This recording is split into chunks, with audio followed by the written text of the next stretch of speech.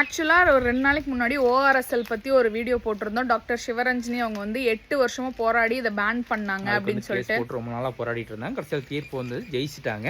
அதனால மறுபடியும் வந்து கோர்ட் வந்து அனௌன்ஸ் பண்ணியிருந்தாங்க. திருப்பி வந்து நாங்கள் மார்க்கெட்டுக்குள்ளே விடுறோம், வேஸ்ட் பண்ண முடியாது அப்படிங்கிற மாதிரிலாம். அப்புறம் மறுபடியும் வந்து நேற்று ஈவினிங் வந்து தமிழ்நாடு கவர்மெண்ட் வந்து அதை வந்து பேன் பண்ண சொல்லி அனுப்பிச்சிட்டாங்க தமிழ்நாட்டில். அதே மாதிரி யாராவது நீங்கள் இந்த வீடியோ பார்த்துருந்தீங்க அப்படின்னா ஓஆர்எஸ்எல் அப்படின்னு சொல்லி ஃப்ளேவர் போட்டு ஒரு ட்ரிங்க் இருக்கும், மெடிக்கல் ஷாப்பில் கிடைக்கும். ஒரு டாக்டர் கூட எழுதி கொடுத்துருப்பாங்க முன்னாடி. ஸோ அதெல்லாம் வந்து பார்த்தீங்க அப்படின்னா குடிக்காதீங்க இனிமேல். அதுக்கப்புறம் நேற்று வந்துட்டு டெல்லி கோர்ட்லேயே வந்து சொல்லிட்டாங்க அதை வந்து நாங்கள் பேன் பண்ணுறோம் அப்படின்னு சொல்லி. இனிமேல் அது மேக்ஸிமம் கிடைக்காதுன்னு நினைக்கிறேன், பார்ப்போம் அப்படின்னு. சரி, இதெல்லாம் ஒரு சைடு இருக்கட்டும். இது வந்து ஒரு அவேர்னஸ்க்காக தான் வீடியோ போட்டோம். அது பேன் ஆகுது ஆகலை, நீங்கள் வந்து வாங்கி கன்சியூம் பண்ணாதீங்க, அது கெட்டது அப்படின்னு தெரியட்டுங்கிறதுக்காக தான். அதுக்கு ஒரு கமெண்ட் வந்திருக்கு. நீங்க கமெண்ட் இல்ல, நிறைய கமெண்ட். நீங்க வந்து டிஎம்கேவோட ஹேட்டர்ஸ் சப்போர்ட்டர்ஸ்.